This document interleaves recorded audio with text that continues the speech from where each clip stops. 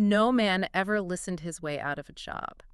That's a vintage quote from Calvin Coolidge, Silent Cal himself. Right. And honestly, it might be the single most practical piece of career advice out there. It's so simple, but it captures something fundamental we get wrong almost every single day. We do. We live in a culture that rewards, broadcasting. Constantly. We're conditioned to think that influence, that real power, comes from pitching, explaining, tweeting, just being the loudest voice in the room. That is the default setting. If you're not talking, you're not winning.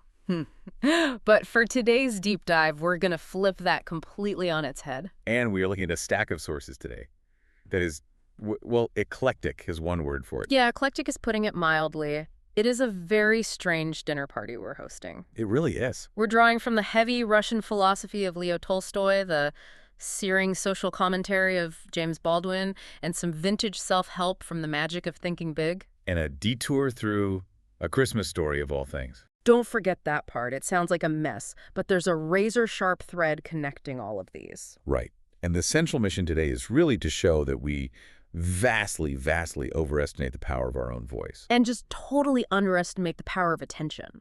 Exactly. And to be clear, this isn't just about, active listening like you get in some corporate HR seminar. No, not where you just nod and repeat the last 3 words someone said. Right. We're exploring listening as a form of, well, a form of creation. How it creates influence, how it builds skill, and how it anchors you in reality. Okay, so let's start with that first pillar, influence. Specifically, how we shape the people who are closest to us. There was this just devastating insight from James Baldwin in the source material. He wrote, "Children have never been very good at listening to their elders, but they have never failed to imitate them." That quote, it should send a shiver down the spine of any parent, or really any leader. It should. We think teaching happens during the lecture. The sit down, let me tell you how life works moment. Right. But Baldwin is arguing that nobody's actually listening to your lecture. They're just watching the broadcast of your actual unguarded behavior. It's the difference between the script and the performance. Yeah. And the sources gave us the perfect, just visceral illustration of this. I think I know where you're going. I think everyone knows the scene from A Christmas Story. The tire changing scene. The tire changing scene. It's night, it's snowing. Ralphie is helping his dad, the old man, change a flat tire. Right, he's holding the hubcap. He's holding the hubcap full of lug nuts. And then, catastrophe, he knocks it, the nuts go flying into the dark. And Ralphie, well, he says it. He says the queen mother of dirty words. The F dash word, yeah. But it's the dad's reaction I want to focus on. His jaw drops. He's horrified. And the narrator says the dad is thinking, where did that come from? Which is the great irony of the whole scene. Because the source material points out that the dad shouldn't be shocked at all. Not at all. Ralphie didn't learn that word from a book. Yeah. He didn't pick it up from his friends. He learned it because his father was famous for weaving a tapestry of obscenities any time the furnace acted up. Exactly. The dad was shocked because he thought his lectures on being a good boy were the signal Ralphie was receiving. But Ralphie was tuned into a different station. He was tuned into the dad's unguarded moments. And that is the first major takeaway for everyone listening. We are always broadcasting. Always. Influence isn't what you script, it's what you pour out when you hit your thumb with a hammer. That phrase from the source, pour out, is so good. What pours out of you eventually soaks into the people around you. It just changes how you view leadership, doesn't it? Yeah. If you want to influence your team to be calm under pressure, you can't just send a memo about resilience. You actually have to be calm when the server crashes. Precisely. You have to listen to yourself first. If you want to shape the world, you have to become the person who is actually worth imitating. And that requires a level of self-awareness that I think bridges us to the next part of our stack. Okay. We're moving from the comedy of Ralphie Parker to the intense philosophy of Leo Tolstoy. That does feel like a massive jump. It is. How do we get from a kid dropping F-bombs to Russian literature? The bridge is that concept of the inner self. Ralphie was imitating his father's inner nature, what poured out. Okay. Tolstoy takes that way deeper and asks, what is the fundamental nature of the people around us? And he brings in this concept of the divine spark. This is where the deep dive gets a little heavier, right? Tolstoy was writing about military service and violence, but his argument seems to apply to any kind of conflict. It does. He argues that no special circumstance can ever justify destroying a human life because the same divine beginning lives in every single person. He goes pretty hard on the military aspect in the text. I mean, he doesn't hold back. No, he argues that military structures can be corrupting because they replace useful labor with this artificial honor and complete subjugation. Yeah. But the broader philosophical point for us, it's about what happens when we stop listening to the humanity in other people. So when you say stop listening here, you don't just mean ignoring their words. You mean ignoring their very nature. Exactly. When you see someone as an enemy or a competitor or just an obstacle between you and your goal, you've severed the connection to that divine beginning within them. You've turned them into an object. And once they're an object, you can do anything to them. You stop listening to their reality. That reminds me of the Ralph Waldo Emerson quote that was in the notes. A great man is always willing to be little. Yes, willing to be little, that's essential. But hold on, let me push back on that a little bit. In the professional world, we're taught the exact opposite. Be big. Be big, take up space, brand yourself. Willing to be little sounds like willing to be a doormat. I see why it sounds that way, but Emerson isn't talking about weakness. He's talking about the ego. We're wired to protect our egos. We want to be the protagonists of the story. But Emerson is saying that true greatness, real insight, requires dropping the broadcast of your own importance long enough to actually receive the reality of another person. You can't learn from someone if you're too busy trying to prove you're better than them. You can't. So it's about humility as a tool for connection. But you ask the right question. How do you actually do that? Because my ego is pretty loud. Mine too. It's incredibly difficult. It is, but the Forces gave a really fascinating practical instruction on this from Anthony DeMello. It's an exercise in oneness. This was the ear to the universe concept, right? Correct. The question he posed was, how shall I experience my oneness with creation? And the answer was, become an ear that gives heed to every single thing the universe is saying. Which sounds lovely and poetic, you know? But then he drops the hammer with the specific rule for the exercise. The hard rule, he says, the moment you hear something, you yourself are saying stop. That hit me. The moment you hear something you yourself are saying. He doesn't just mean talking out loud, does he? Not at all. He means the internal monologue, the commentary track that's always running. Right. Think about it. When someone is talking to you, what are you usually doing in your head? Honestly, Yeah. I'm usually drafting my rebuttal. Or I'm judging their word choice. Or I'm thinking, I'm hungry. When is this meeting going to be over? Right. And DeMello is saying, that is not listening. That is you listening to yourself while just staring at someone else. You're just projecting your own noise onto them. Exactly. So true listening requires suspending your own narrative. You have to turn off your own broadcast to pick up the signal from the outside. And if you can do that, even for a few minutes, you stop projecting your own baggage onto reality, and you can actually see what's there. You might find that the person you thought was annoying is actually just anxious. You see the reality, not your judgment of it. Which, okay, that brings us to the next section of our deep dive, the grind. Because listening isn't just for spiritual enlightenment. No. It's also how you get good at things. Right. We often think mastery is about some innate talent or flashy performance. But the sources are so clear here. There is no glory in practice, but without practice, there is no glory. And we have that great quote from Confucius, the man who moves a mountain begins by carrying away small stones. It's the unglamorous work. But here's the connection to listening. Practice is simply a feedback loop. If you're an athlete or writer or a coder, you only improve by listening to the results of your actions. There was that line in the text, praise makes you feel good, but critique makes you feel better. Okay, let me ask you, do you actually believe that? Does critique really make you feel better? In the moment, absolutely not. It stings, it makes me defensive. My first instinct is to tell the person why they're wrong. Exactly, because your ego hates critique. Your ego wants to be told it's already perfect. Right. But praise just confirms what you already know. Critique. Critique tells you what you don't know yet. So to improve, you have to silence the ego and listen to the data.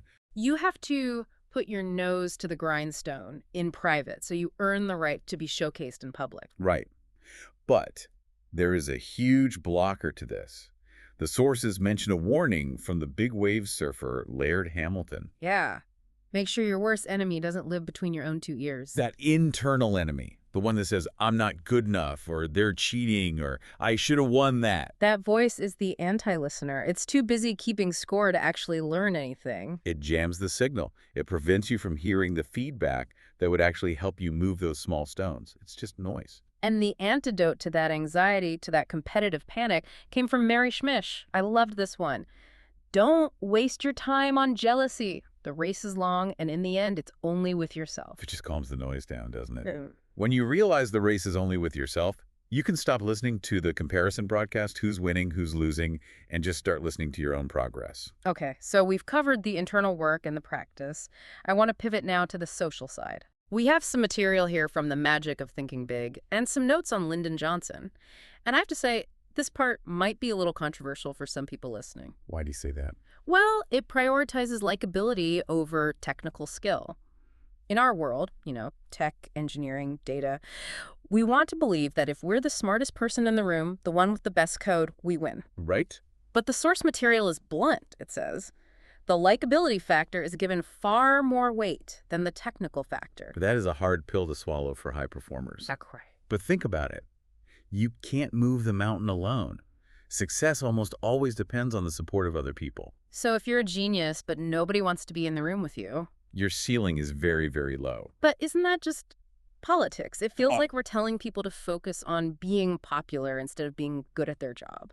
I don't think it's about popularity in the high school sense. It's about friction. Friction, okay. If you are unlikable, you create friction in every single interaction. People don't share information with you. They don't help you when you're stuck. So likability is actually an efficiency mechanism. Okay, so let's look at the tactics they mentioned. Because Lyndon Johnson advised having a clear, definite plan for liking people, which just sounds, frankly, a bit sociopathic. It can sound mechanical, I totally agree. Like you're programming yourself to mimic human emotion. But look at the specifics he suggests. Writing down names, making sure you get them right, following up. These aren't really manipulation tricks, they're acts of attention. It's saying to someone, you matter enough for me to remember you. Exactly. And that leads to this great metaphor of becoming an old shoe. An old shoe comfort. I love that image. Be someone who is relaxed, easygoing, who doesn't ruffle easily, someone who doesn't put a strain on the people around them. And that leads to the concept of conversation generosity. The source explicitly says to allow others to talk about themselves. Which, again, isn't a trick to get them to buy something. In a world where everyone is fighting to broadcast their own signal, just letting someone else have the airtime is a profound act of kindness. But to do that, you have to avoid what the text calls the reformer trap. Ah, yes. This was a big aha moment for me, because I think I fall into this trap all the time. Oh, this is huge. Don't be a reformer. What does that mean exactly? It means accept people as they are. The source says accept people as neither 100% good nor 100% bad. We waste so much energy listening to our own judgments about how other people should be. You shouldn't act like that. She's too loud. He's too slow. Now, trying to edit them in real time. If only he would change X, Y, and Z, he'd be tolerable. Right. And people can feel that. They feel judged. Totally. When you're in reformer mode, you aren't listening to them. You're auditing them. When you stop trying to reform everyone to match your preferences, when you adopt a live and let live attitude, you become that old shoe. You become safe. And that's when people actually start to support you. So it's about dropping the burden of trying to fix everyone else, which really, it frees up a lot of energy. There was also a specific policy on gossip that I found really useful, sort of for mental hygiene. The gossip policy. Yeah. It said when someone starts gossiping, quickly and discreetly just change the topic. This ties back to that idea of inputs. The text says to think only good thoughts about people, to generate spiritual strength. Right. If you listen to gossip, you are letting poison into your system. By changing the subject, you're not just being polite, you're protecting your own ability to see the good in people. It's all about protecting that signal, keeping the channel clear so you don't become cynical. Exactly. If you listen to garbage, you'll eventually start broadcasting garbage. Okay, let's go to the final section of the source material. And this is where the deep dive gets real. We're talking about mortality. The ultimate context. The visual here is so stark, you will never see a U-Haul behind a hearse. It's an image that just stops you in your tracks. We spend our entire lives accumulating stuff, accolades, status, followers. Right. But the Spanish proverb in the text reminds us, No más un puño de tierra. Nothing but a handful of dirt. That is all we take with us. It puts a serious clock on things. The source asks for a time audit. It asks you. How will you spend your time, talent, and treasure in the next 2 hours, next 2 days, the next 2 years? And that question really changes when you apply the listening filter we've been talking about all this time. How so? Well, if you can't take the stuff with you, what actually matters? It's connection, it's purpose. It's that divine spark we talked about with Tolstoy. So listening helps distinguish between what we want and what we need. Yeah. We want the shiny object, the victory, the last word in the argument. But what do we need? We need to be present. That's the Thich Nhat Hanh quote. Yeah. There is nowhere to arrive except the present moment. I think that's the struggle for so many of us, myself included. We are always trying to arrive somewhere else. You know, when I get that promotion, then I'll be happy. When I retire, then I'll relax. I'm treating the present moment like it's just a waiting room for the future. But listening anchors you here, now. You can't listen to the future. You can only listen to now. And the source says, the struggle ends when the gratitude begins. Gratitude in this context isn't just saying thank you, is it? No, gratitude is just listening to the good that is already present in your life, rather than broadcasting your demands for what's missing. It's shifting your attention from the lack to the abundance. It's realizing that while you're waiting for the big moment, you're missing all the only moments you actually have. So let's try to synthesize all of this. We started with Ralphie Parker dropping F-bombs, and we ended with a hearse. Standard trajectory for us on the deep dive. It is, but the through line is incredibly consistent. Whether we're talking about parenting or military ethics or professional success or spiritual peace. It all comes down to the direction of our attention. We think we need to project outward to matter, to lecture our kids, to command our troops, to impress our colleagues. But the source material is telling us the complete opposite. The power is in the reception. The power is in the silence. So if you want to influence your kids, listen to your own behavior. if you want to honor the sacred, Listen to the humanity in the other person. if you want to master a skill, Listen to the feedback. and if you want to be liked and actually be effective, Listen to someone else's story. and if you want to be at peace. Listen to the present moment. It sounds so simple, but it's actually a radical act. It is.